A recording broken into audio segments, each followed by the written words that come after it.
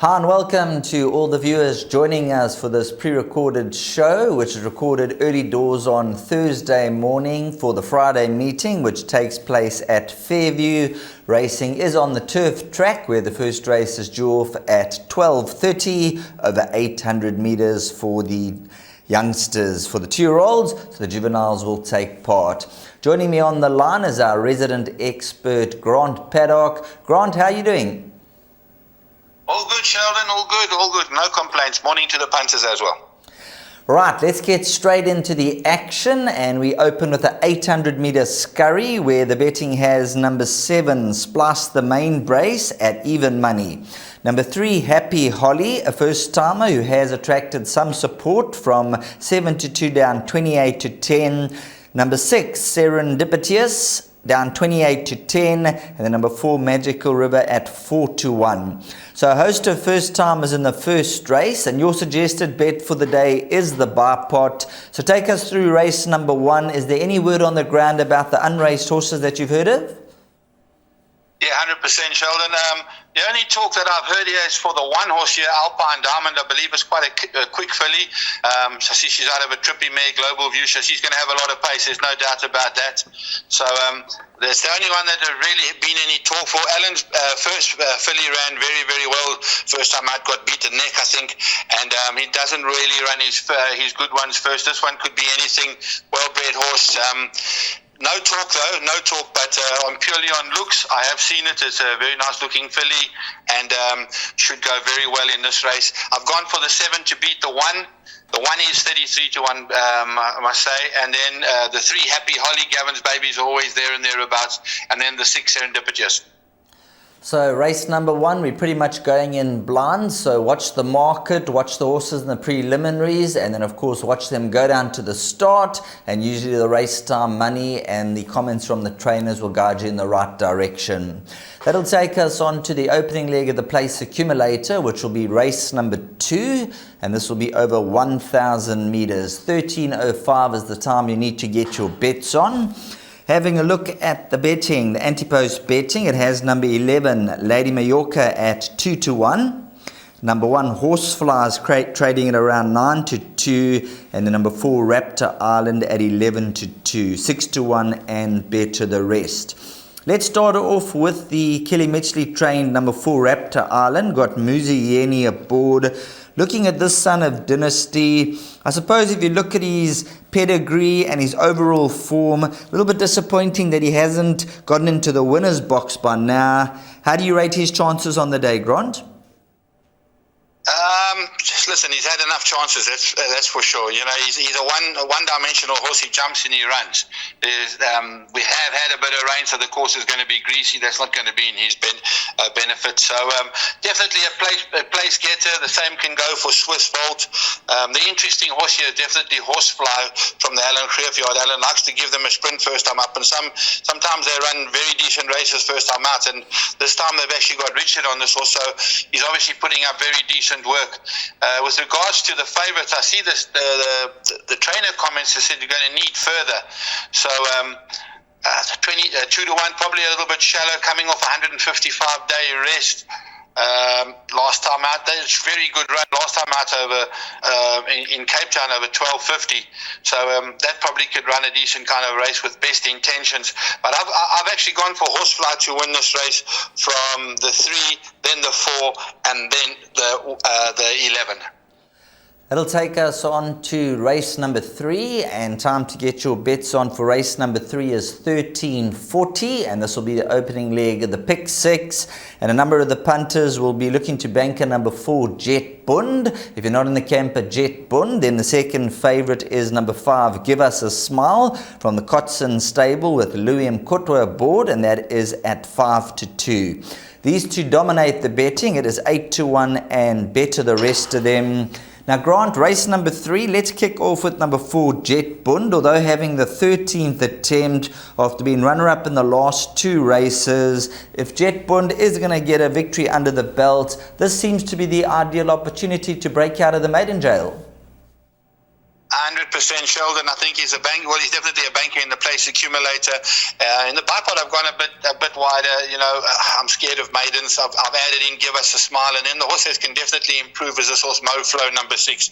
He was very badly interfered with last time out. Horses in front of him faded very quickly, and he was in the rail with nowhere to go and got out of position. Still ran a decent race. But Jetpoon going to be a hard horse to beat with James up. Came 2.5. He's worth every gram of that 2.5. I must be honest, he's really riding extremely well. Jetpoon to beat, Give Us a Smile, and Moflo. Right, let's move on to race number 4, which will be the halfway stage. And when we move on to race number 4, the betting has horse number 1 at the top of the boards. They're in focus from the Gavin Smith stable, Kabeli Lahaba at 22-10. Number 2, Mahandas, is 33-10. Number 5, Ellis Island, is 7-2. And then number 6, Mingshi, from 5-1 down 9-2. And we'll kick off straight with number 6, Mingshi, because this looks to be your value bet on the card. Yeah, 100% Sheldon. I think he's really, really good value. I know the stable do like a bit of Ellis Island, but Mingshi on a testing 2,400 meter track stays all day. Muzi actually opted to ride Mingshi over Ellis Island. So very big runner for me. I still have to beat the one horse, there's no doubt. Then in focus, in solid form, James takes the 2.5 off. He's probably the horse to beat. 2,400, that's up in the air. He should get it, no problem on breeding as well. I think it's between those two horses, Ellis Island and Mohandas, to round off the trifectas and quartet. But definitely 1 and 6 for me. And then just touching on a horse called Great Affair, number 3. Now, 3 runs back, I thought there was a little bit of value there. He came to the party, but he's just a horse that you've got to catch on the right day. On his day, he can win, but you can't go in with any degree of confidence with number 3, Great Affair. Grant? No, he's very, very in and out. 6-year-old, very, very in and out. He's got a maybe back end of quartets kind of, but he's got to really improve 11 lengths on his last run to be competitive, and that's not going to be easy. That'll take us on to your best bet of the day, which moves into race number 5, where they'll do battle over 1,900 meters, and the time is 14:50. So if you're looking to have a bet on the nose and a banker on the card, race 5, number 1, Storm Commander, is Grant Paddock's best bet of the day. Now looking at the 7-year-old son of Captain of All, he's notched up 5 victories to date. 4 of those have been on the turf. And if you look at his recent form, 2nd, 1st and 2nd. Your best bet for the day? 100% Sheldon. Thought 14 or 15 to 10, a very good price. He's really a shallow field. This really, he's got this at his mercy. Shouldn't have a problem in dispatching this. The dangers could be the filly trip to Barberton and maybe on the guest list. But Storm Commander's got everything in his favour here. The draw, not really a concern over the distance.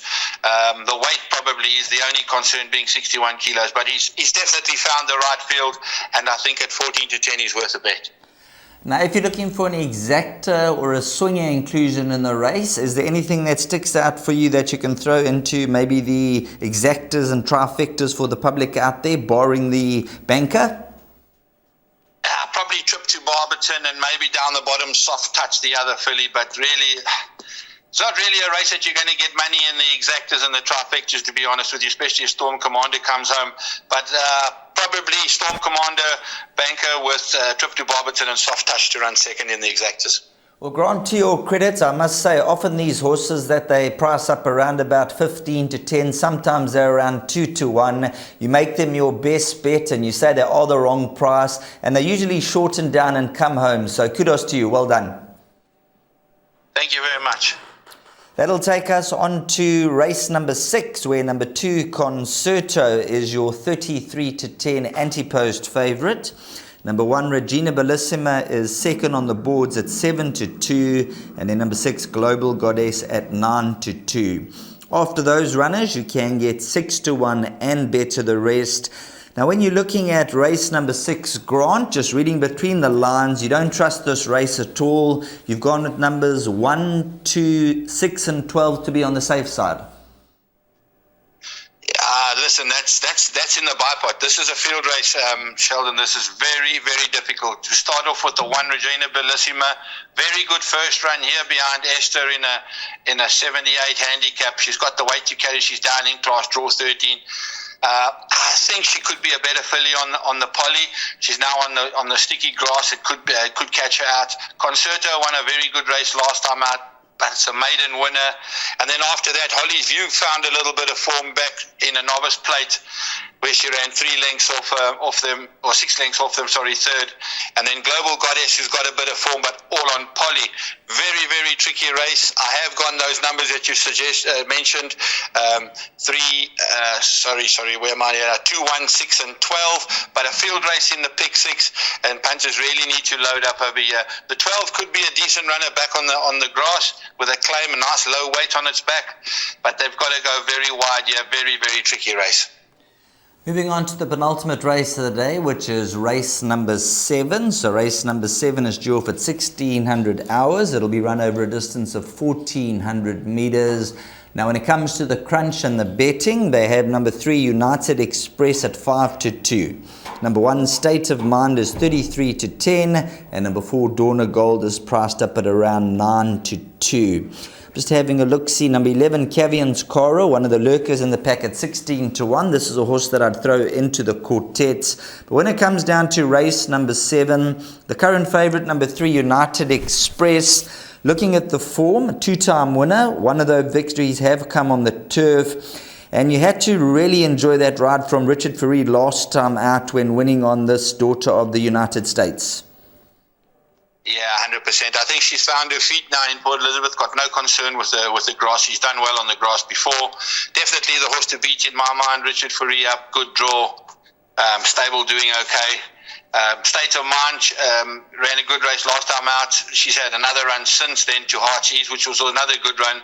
She's now back in trip from a 1900 to a 1400, and it might be put her off a little bit. Dawn of Gold could be there, and down the bottom, that filly that you mentioned, Cavian's Cara, definitely freshened up over the last 2 months off, and then she'll probably enjoy the 1400 meter trip. But I think this filly can go back to back. United Express, I've gone 3, 1, 4, and 5, Sheldon. Well, that's the numbers for Grant Paddock in race number 7 as we move on to the final event on the card, which will be race number 8. And having a look at race 8, you're off at 16:35, the distance 1400 meters. And I'm afraid to say it looks to be a nightmare of a race, but number 1, Vazvuta at 2-1. Number 5, Batik is 28-10. And then we go out to 9-2 and Better the Field. Now, Grant, if you've got money in the pocket after the first 7 races, you'll be playing for free going into race number 8. Number 1 achieved a rating of an 84 at the height of his career. Number 2, Watchtower, an 82. So there's been a couple of horses who've achieved in the 80s earlier on. How do you dissect race number 8, and where do you steer the punters over this 1400 meter trip? Yeah, Sheldon, slightly tricky kind of a race. The favourite, Vazvuta, was at the races 2 weeks ago and was scratched at the start for lame. So I'm a little bit hesitant with going into with that. I do like a bit of Kuznetsov, Batik. The winner, I think, could come from Admiral's Ransom as well, back on the grass. He really ran a very decent race to Storm Commander, 2 runs back, 3.2 lengths off, and that's my best bet on the day. So Admiral's Ransom with a nice low weight back on the grass over 1400 with Muzi up. I think that's what I'm going to go for in the last. I think that'll win it. The 4, Kuznetsov, also definitely a runner. Batik will be there, and then this horse Watchtower to round up the quartet. I have Brass the favourite in this one. Talking about number 7, Admiral's Ransom, I remember this fella when he was with the different stables, and obviously was a horse early on that they thought he had a lot of ability. Just looking at his record, he's only got the 1 win from 27 starts, and this is the perfect race for him to get that second victory under the belt. 100% Sheldon. His first time out, he won in the heavy at Fairview, absolutely trotted up, and it's going to be a bit greasy. It's going to suit him. He had a break after that win, and he's just started finding himself again, back on the grass, back over 1400 meters from a good draw. I actually think there's decent value, and I think he's worth a bet in the last, Sheldon. There we go. So we'll keep a close eye on Storm Commander, the best bet on the day. And then, of course, number 7, Admiral's Ransom from the Kelly Mitchell stable in the last race. Decent value there, round about 9-2. And that certainly could be worth having an each-way flutter on. Now, Grant, let's go through your suggested bets for the day. They're going to bring up the slide on the screen for all your followers out there. And you've got plenty of followers out there. As you can see, the money often comes to the horses that you go for. So if you wouldn't mind just going through your suggested bets for Fairview on Friday. 100% Sheldon. My best bet, race 5, number 1, Storm Commander. My value bet, race 4, number 6, Mingxi. And my suggested bet, which is the bipod, goes as follows. We're starting off with 1 and 7, by 1, 3, 4, by 4, 5, 6, by 1 and 6, by banker 1, by 1, 2, 6 and 12 for 144 Rand. Well, thanks very much, Grant. As always, your input each and every meeting, it comes down to the crunch, and the punters and everybody out there really appreciates the hard work that you do. Thanks very much and have a wonderful day's racing. Thank you very much, Sheldon, and good luck to the punters, and I hope we have a decent 2024. There we go, decent 2024, and hopefully the horses do it for us on the race course on Friday at Fairview, racing on the turf. We'll catch you at the races.